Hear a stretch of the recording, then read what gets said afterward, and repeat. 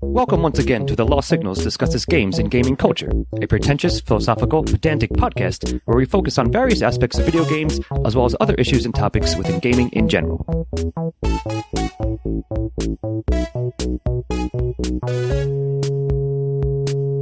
Hello there, welcome back to Lost Signals, games and gaming culture.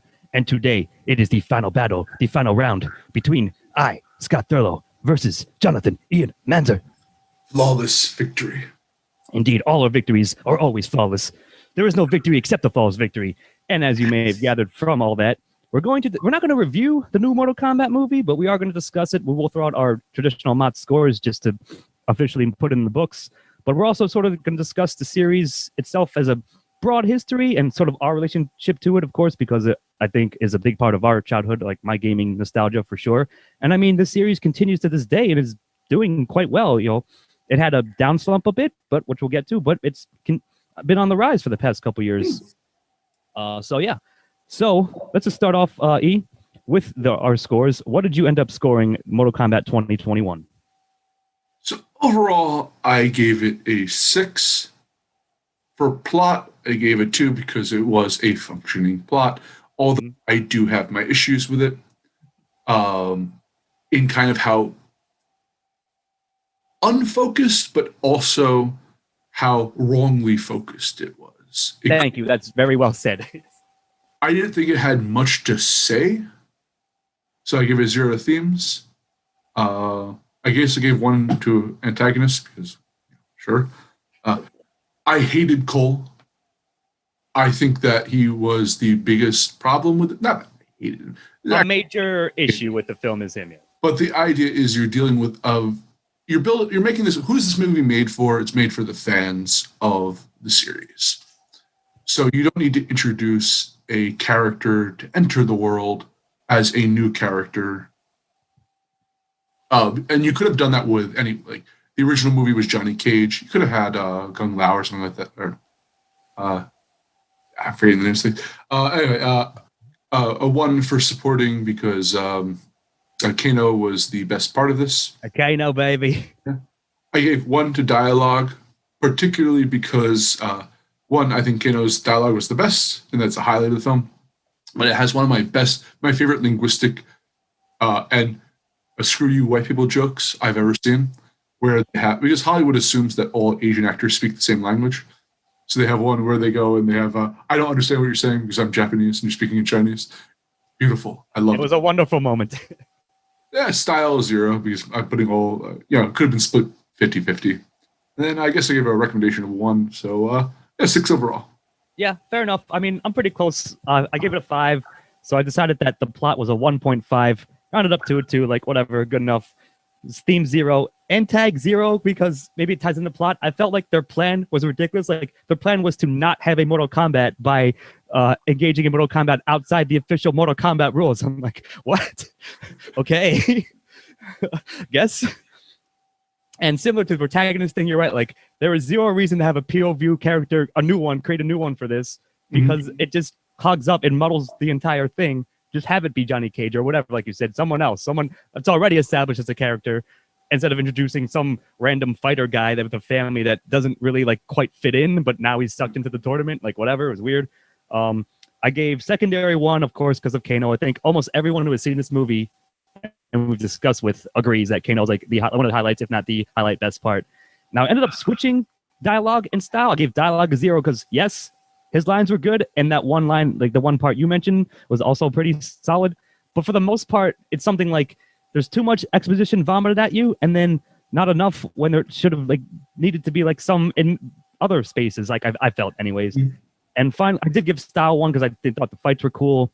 Like I think they did a good job on that. Like again, sort of like you said, like that's one of the big draws of why you would ever come see this film. Like why they even produced it in the first place. I would say. And I ended up recommending it, it's worth a watch, maybe 2. It's entertaining enough. It's fine. It's pretty good. It doesn't suck altogether, but it's not amazing. And I didn't expect it to be. So there you go. So if we take the 3 films, I'm not counting any of the animated or anything like that. Right. Where do you feel that this one ranks amongst Mortal Kombat, and Mortal Kombat Annihilation? All right. Well, I would probably say the original '90s Mortal Kombat still is the best one. This one might be second. Like, it's a good enough modern version. Like, again, it's well done. They I felt like maybe, I don't know if this is true, but I would conjecture that one of the major issues is that there was too many cooks, too many writers or something like that, like trying to throw in all this shit and trying to jam it all together, do some fan service, but then like introduce new people, like people who are new to the franchise. Like, you don't need to do that, man. Either do one or the other and not both in the same film. Like, I don't know. So, and then I just remember Annihilation the least. Like, I've seen it maybe a few times too. You're fortunate. It's one of the worst movies of all time. I honestly don't remember it. Like, even if it's so bad, like, it's so forgettable then that I don't remember it being that bad. I just don't remember it hardly at all. So by default, I'd have to rank it at last place. How about you? Oh, I agree with that completely. I don't know if you. So we mentioned recording this, or we're talking about. I said that Wisecrack did a great review of the Mortal Kombat 2021 or whatever it's called. Yes. That the original one embraced its camp, and you want to say that Mortal Kombat was always campy. It sold itself as a video game about almost a sideshow. Come play violence. Yeah. Been a fighting appeal to fighting games, but it was trying to distinguish itself from other fighting games by the sheer amount of violence in it. And the original movie embraced that. Johnny Cage doing a split and punching Goro in the junk. It's a sideshow. This one tried to take it seriously, and you said that you think it was too many cooks. I think that partly it was attempting to both match the grittier kind of Nolan version of movies that come out, while also trying to give the spectacle. It comes off kind of as neither in the long run. Exactly. It lands in the middle, and therefore, like, is neither like as good as it could be if they leaned all the way one way or the other on it. I agree with that. So yeah, like, again, it's fine. It's a well done ish film for what it is within where it lies, but I don't know. They're supposed to make more as well, like here and there, and I guess going forward they have like I think a 2 to 3 movie deal. I don't know exactly, but it's something like that as I recall. Mm-hmm. So I don't know, but let's in fact go back to the past and as you just touched on, and our history, like not the history of it itself, but sort of combined with ours, because certainly. So I actually remember 2 the most, because that's when I was like 10, 11, 12. I think 1 had come out just early enough that I wasn't allowed or able to play it. But I mean, if you're around our age and our generation, it was in every arcade ever. Movies, like wherever you find arcades, Mortal Kombat 2 was there. Well, may I build off that? We're Jersey guys. True. And being part of the Jersey tradition is going down the shore at all the arcades on the boardwalk. Yep. And that's where I got my fix in. To be perfectly honest, I was more of a Street Fighter guy. Mm-hmm. But I got, so you're right. I think it was 3 was the big draw when I was young in it. But I had the original one for SNES. Yep, same thing. Me too. I had 2 and 3, I believe, for SNES, or maybe original and 2. I don't quite remember, but somewhere within that. But yeah, man, like, and every 12-year-old like loved it because, like you said, it was over the top splatter violence, and even the game knew that. And sure, like to an uninitiated parent, just watching like blood splatters across the screen could be a little like unnerving. Like, should I let my kid be playing this? Like, but it was just super fun, and everyone had a good time with it. It was a friend building thing. Like, for the most part, I guess you could like get really mad at each other if you're like cheaping each other out or whatever. But like, it's sort of part of it. But everyone would gather around and like switch off. And I remember one of my birthday parties, like I had like, it wasn't even you mentioned we're in Jersey, so it wasn't even a Chuck E. Cheese's, even though I think there were still some. It was some like rip off of it, and had a party there, and like I invited all my friends from middle school, and like we just played it. That's probably the game we played the most. And I think I probably did prefer it over Street Fighter, although it's close. Like, I like them both for sure. I probably played a little bit more MK in general than Street Fighter. And yeah, and like we just kept going at it for a year or two. And then, yeah, like I mean, did you ever, I assume you fell out of it a little bit or eventually, right? Like it was cool for a while and then you're like, I don't know, like Mortal Kombat's fine, but we played so much of it. Now what? I would occasionally dip my toe into new releases. Okay. So I think the last one I owned was Mortal Kombat versus DC or whatever order that goes in. I forgot about that. Which had an interesting like plot to it. As far as interesting plots can go for these kind of games, but yeah, like I played the Revelations or whatever the one that was a 3D environment where you're a monk. I think one or something like that. Still remember it. Yeah. So like, every now and then, even now, I really like what I've seen from. I think 11 is the newest one. Yep. And like I saw it on sale, and I'm like, maybe. I don't like playing online all that much, so that's kind of my big. I don't have any friends anymore, so I don't really want to play with it now. But yeah, it does have a brand appeal to me. Yeah, man. No, I feel you. So yeah, like I'm pretty sure I got the port, the NES release like after I played a shitload of it at the arcades, and yeah, I guess maybe I just started getting into like more deeper games, like like RPGs and stuff like that, and it just sort of like was a little less appealing, but certainly it was still fun, to go over someone's house or have them come over yours, and like just throw on more MK and play a couple rounds, whatever, and fuck around. And if you recall, like do the secret codes and like find the secret characters, like that was kind of a cool little layer that they had in there. Unlock Reptile and Smoke and shit like that. And they kept introducing new characters and like switched out some of the main cast, and like that was interesting. And you're right. So maybe it was like just me. I don't have the numbers. I didn't do a huge amount of research, like really barely any, if I'm being honest, for this. Yeah, to be fair, we kind of decided this. Yeah, it was sort of a last minute round, if you will, like fight, like I said. So I don't have the numbers or anything, but it just seems to me, at least in my recollection, that the franchise itself, sort of like fell off. Like just its audience was like, they sort of stopped iterating for a bit for a couple of releases, or like whatever they did do, it was like too ridiculous and it wasn't working. Like, I don't remember which one they added, like Bay Bowdies and all that stuff, and like it was, it was. Well, that was 2 or 3 when that came out. Was it? Okay, because I can't remember. Like they just added more stuff like that though. Like the friendships were certainly there in that one as well. And like sure, again, like that's amusing, and like they have to keep coming up with like different, more elaborate ones and stuff.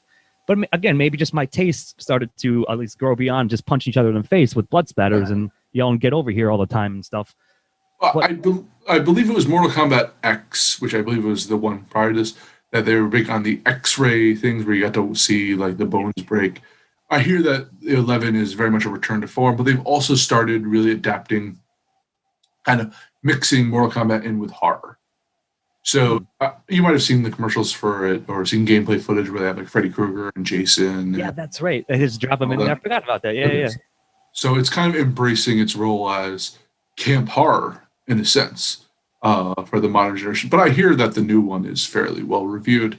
But point that you kind of, I think one of the things where I don't hear much about Street Fighter anymore. That might be a very niche market if they still producing it. They are, like they're doing like Turbo, like it's got all this crazy like antecedent names and shit, like titles to it and all.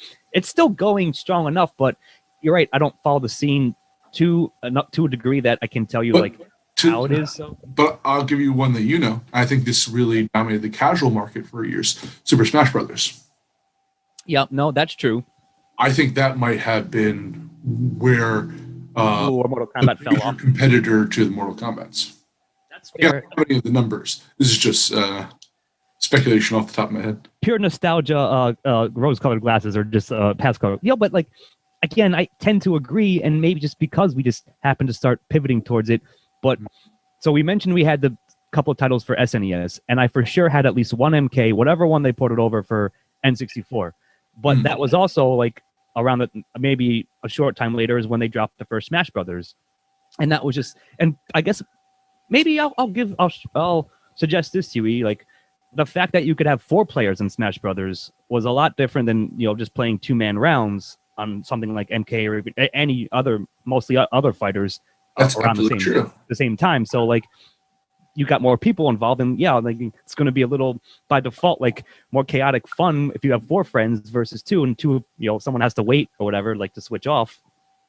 I don't know. I feel like there's also like a glut of like Killer Instinct. I remember liking that game, but a lot of copycats came out too in the wake of like, of course, as the industry always does, try to capitalize on MK's popularity, right?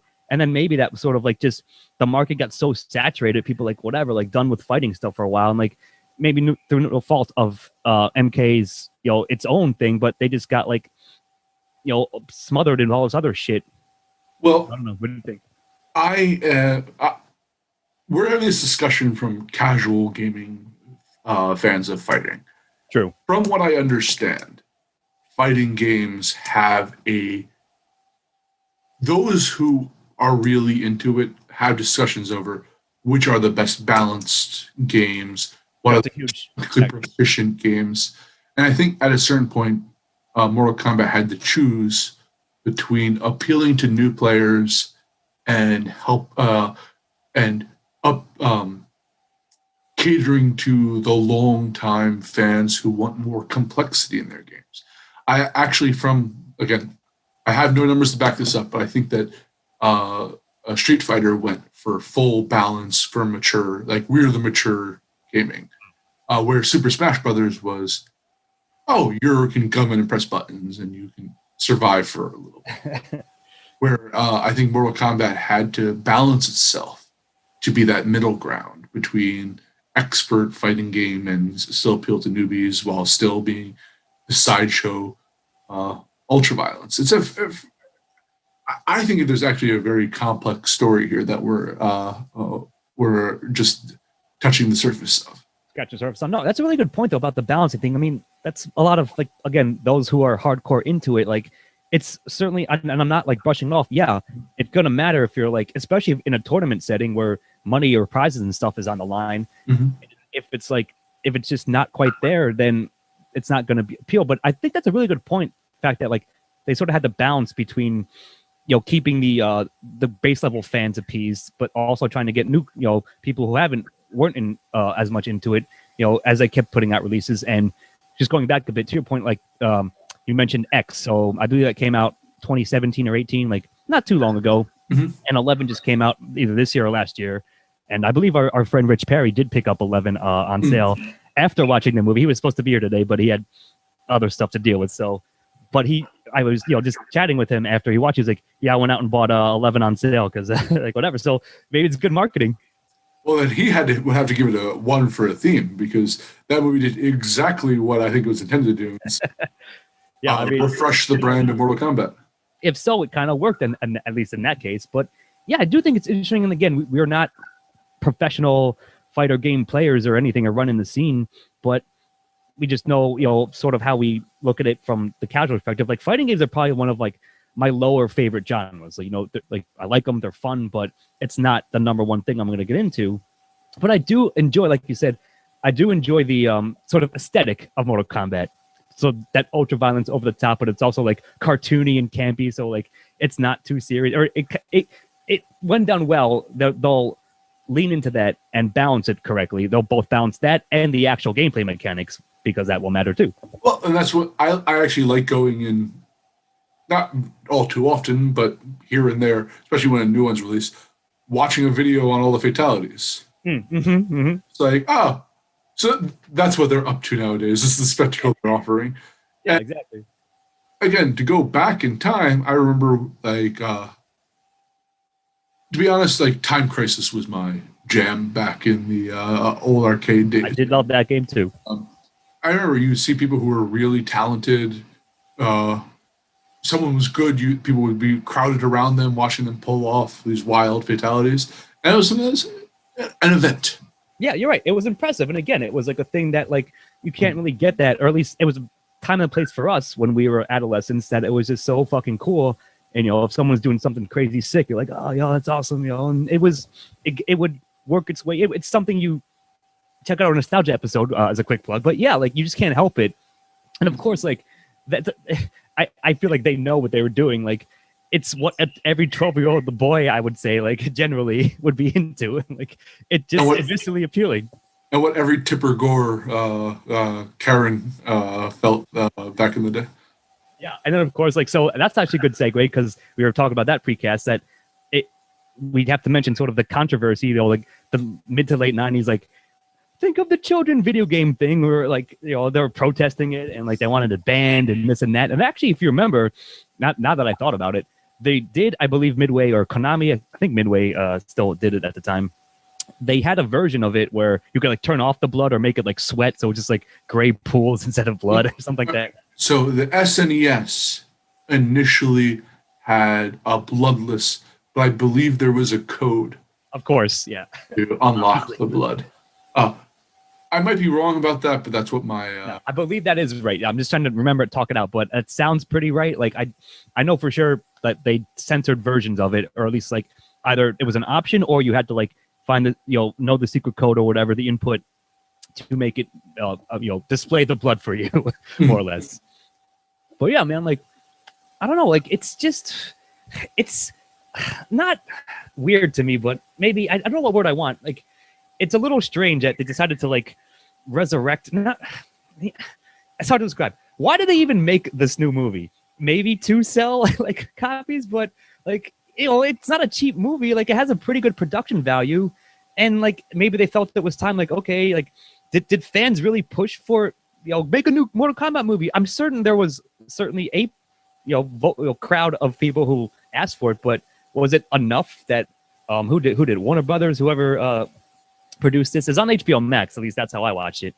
So whatever, like, studio, was attached to it, I'm just saying, I find it a little, like, now's the time you've decided to do one? Like, I don't know.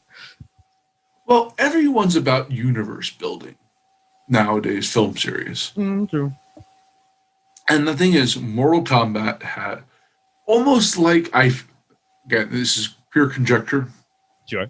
They try to make the dark universe for Universal monster films. And and fucked it up, or it flopped, right? I do remember that. I feel that whoever Midway or whoever owns the rights to Mortal Kombat was like, we have such a rich lore. We have so many great characters. We can make these movies forever. We can be the R-rated version of Avengers and DC. We can have people like legitimately die because we have so many heroes. We can put people back in. I feel that that's kind of what they were going for. Also, I'm paying more attention because the market in China is so open now. How movies appeal to both Asian, especially Chinese audiences and American audiences. And this was that nice kind of branch for both. And I think that it does have an appeal on both of those levels. So theoretically, all of the parts are here for this to be perhaps not a billions dollar franchise, but to be a very successful one. Yeah, that's a fair point. And you're right. Like, actually, I'm glad you brought that up because, as I mentioned earlier, like, it does have a lot of rich lore. Like, characters have these relationships with each other. Like, of course, the Sub-Zero Scorpion thing, but, the Raiden thing and all that. And, like, in the movie, like, Cabal shows up. I'm like, holy shit, I forgot about that character. But I remember, like, playing him and liking him, at least in the game, like, quite a bit. I was like, it's cool that they threw him in here. Like, that's kind of fan service in a sense. And, like, you're right. Like, yeah, there is a lot there that they can build. Like, I don't know. I guess I thought you were going to say like a Fast and the Furious type franchise or just keep churning them out. Yeah, they can do that. Actually, that's probably a better metaphor. That that's the one I would think of. But yeah. I get what you mean. But what's funny is that of all the lore they had, they chose the wrong pieces of lore for this film. Or they had some cool parts, but then they're like, let's create some new lore. Why? There's already so much fucking there. Like, yeah, maybe that's the strangest part. So it's not strange that they decided to make one. Like, I think it's been about 15, 20 years. Like, I don't have the math, but it's been a while since, of course, the last live action release. And like you mentioned, they've done like a few animated like things here and there, like short series, and even there was a great YouTube series that really hit actually. So, in theory, there's a couple of ways they could have gone with this. One, they could have taken what we expect and built something completely new off of it. One, they can strip everything and simplify it, which is what the original did. Or they can attempt to braid all of these convoluted storylines. And they chose that one, and I don't think they pulled it off. Yeah, I mean, I agree. Like, and that's the thing. They could have done that over the course of like 7, 8 movies or whatever, but they tried to jam like 3 movies worth of stuff into one movie, it seems to me, and that's what makes it a little bit convoluted, and it seems like a strange choice. That's why, like, my impression was there's too many cooks in the room, and they're trying to figure out how to do it. They're like, let's throw this in. Let's have, again, a new, completely unrelated character as a POV, and like that doesn't make maybe it kind of makes narrative sense, but there's no reason for that to be there. And I believe I saw that sentiment in some reviews where like they're like, why not just have him be Johnny Cage? It could be the same exact thing pretty much, and probably would have been better. No, because they were not appealing to white moviegoers with. All right. Yeah, they could have. What is it? Is it Kung Lao? It's Liu Kang and Kung Lao, they're separate characters. I think they're cousins or something, at least in the film. Well, Liu Kang was the original wheel, the bicycle guy, right? Yep. They could have had a. It was Jackie Chan and Chris Tucker, Rush Hour. Rush Hour dynamic between Liu Kang and Johnny Cage, and it's their adventures through the Mortal Kombat, through the outer realms or whatever their Dimension X is. Or whatever had Sonya Blade still playing that kind of serious role she was doing. It could have been a Rush Hour style film series. Just having like, and that to me would have been a much more enjoyable. Have the more serious Liu Kang, the joke Johnny Cage. Would work perfectly. I don't know. I mean, I like that pitch. It seems like they're not going to do that, but like it probably would be a good angle. So they kind of did that for the original one, though. Yeah, that's what I mean. Like you can see elements of that for sure in the very first one. And like, as a quick aside, like I of course like Paul W.S. Anderson. Like I like some of his films. One of them I like quite a bit. Not that one, but that's one he's known for. And like it's better than Ubo. Yeah, true, exactly. But I mean, I would say this, and I might throw it into this episode. But if you play again, anyone between 25 and 35, the fucking opening notes of the theme song, they're gonna know exactly what it's so iconic. Like, right? If I just start going, you're like, I'm Mortal. If I do that, someone's gonna go Mortal Kombat, right? Yeah. It's become a meme in the cultural zeitgeist. So it reached heights to that degree enough. And then, like I said, it seemed to sort of fall out a bit, or like nobody just the IP movie wise at least just sat there on the shelf. So maybe like, oh, we're sitting on this, let's do something with it. Maybe again that without knowing the exact thought process behind their business decisions and all that. I know a little bit behind it. Mortal Kombat Annihilation was incredibly rushed because they wanted to cap it. I think that they didn't realize, they were shocked how well the original Mortal Kombat did. Like, there's no way this is gonna hit. Lightning will strike again, so let's rush out and trick a bunch of 14-year-olds and get their money coming and paying money for it, which I was one of them. Yeah, I mean they did it, like it worked, I guess. But then and the backlash was like that was so bad. It was, you're right. In retrospect, clearly rushed, and now it left like a sort of a bad taste in a lot of I would say fans and those who like the series. They're like, yeah, they kind of fucked it up. So now we're mistrustful of it. So I don't know, but I certainly am curious to see. Here's my pitch, and I said this. What I thought they should have done it in this film, or done like half of the film of it, or I guess not end, or do it in the next film. Just have the story, the tale of Sub-Zero and Scorpion's rivalry, because I think that's one of the best parts. I agree with you. Like that line was great, and the two actors were probably the best in the film generally. So there's the funny thing is there's the first 7 minutes of Mortal Kombat on YouTube. Right. And if you watch that and then go watch the rest of the movie, you'd be like, what happened? Yeah, like it's weird, right? Like it seems so obvious. Like I guess as we like to like armchair pitch and write scripts and stuff. But to me, I feel like that would have been a bang on hit. Like people would have loved that. Like it does capitalize sort of like on the martial art kung fu stuff that generally still pretty good, almost like a Bruce Lee-ish, like modernized to a degree, like, you know, with its own mythology to it. Like we said, the lore is already there and all that. So I don't know. Like I feel like that should have been the move, and whatever they do next, whatever the second one's going to be, I really hope it's something like that. Although I highly doubt it will be. But that would just be. They have to pick a direction and choose that direction. Yeah. And so right now I guess I can't. Let's throw a bunch of shit at the wall and see what sticks. To end up going forward in one direction, that's fine with me. But I think this was okay enough to warrant more work. I'll say this. I agree with that. Like, it was good enough that I will see whatever they do next, and that will determine then, like, depending how that comes out, like you said, if they still try to, like, cover all these bases, but without really, like, doing enough on any particular one, it's gonna, you know, you spread a huge amount of butter on a huge piece of bread, then, you know, you just get blandness everywhere. Like, so I don't know, like, and I'm not particularly confident that they won't do that.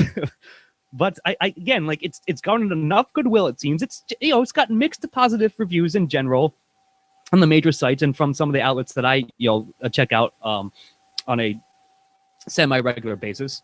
So, like, it's garnered enough goodwill, at least personally from me, like, you know what, like I said, that was entertaining enough, interested to see where you go, but please don't do another Annihilation style fuck up, like, pretty much. I guess we can agree on that. Absolutely. So yeah, I guess you got anything else to throw out? Like, I think we covered a lot of good stuff. Like, it was a really fun, interesting sort of ad hoc Mortal Kombat retrospective and slash brief review of MK20. You know what they should have done real quick, as I just talked out, to differentiate, they should have put the backwards K on this one, you know, like kind of like baseball. So, like, you know, now we know which one is which if they spelled it that way. If you see it like written out, like, I don't know. Yeah, no, that would have been actually brilliant. Because I thought that was a nice little line. Like, I think in the movie it was like, they spelled combat wrong, and she's just like, that's just how it is, like, whatever. They're like, fuck you, that's why, like, pretty much, like, okay. I actually kind of hope, it was going back to the genre thing, that it is like the Mortal Kombat video game series, which they just do a completely new thing every single time. That's fine too. Like, I'm not opposed at it either. I just feel like, you know, the cynically looking at, you know, as being critics as we are, like, and looking at what Hollywood generally falls into, like, I'm not gonna bet you or anyone really that's what they will do. But I'd be pleasantly surprised if somebody, you know, one of the studio execs or whoever, like, like producer or writer or whatever, convinces them to be like, this is how we should do it. And, like, I don't want to hear any of your suit interfering bullshit. This is the way we should go. So, and that would be interesting. So I don't know. I mean, I don't know if they have a release date. I don't, you know, like a vague, like, the next one is in production now, even. I'm not sure. But like I said, I would conjecture it's probably 2-3 years away, roughly, something like that. But yeah, I'm still, at this moment, at least in time, as of this review / discussion, I'll be okay with checking out whatever they do next, and then I will form a solid opinion of, you know, the modern franchise based on that. So the last I saw, sorry, you asked. Yeah, you got the info. It's nice. It seems 2023 is slated for it. Yeah, and it seems Johnny Cage will be in this one. All right, well, good. That's a promising enough sign. So yeah, so 2 years, and I guess I'll close off. Or at least one of my favorite moments was, of course, was a cliffhanger tease at the end of this one. So spoiler. They pan to, like, a fucking, you know, a movie poster, because Johnny Cage is a movie star in the lore, and it's Citizen Cage, and, like, any kind of Citizen Kane reference is going to get me. I was like, you know what, that's pretty good, it's fairly clever, like, right on. And it's sort of, I think the credits drop, like, right after that. They're like, he's like I'm going to Hollywood or something, right? And it cuts to that, and then it's like, boom. And, like, you know what, it ended on that note. Like, that's fine. I was along for the ride, and I didn't mind it. So yeah, man, I guess our round has come to an end. What's the guy's name? Shang Zhao is yelling at us to get out of the fucking arena right now, because he's got his own nefarious plot again to avoid. Like, I just have to read this one more time.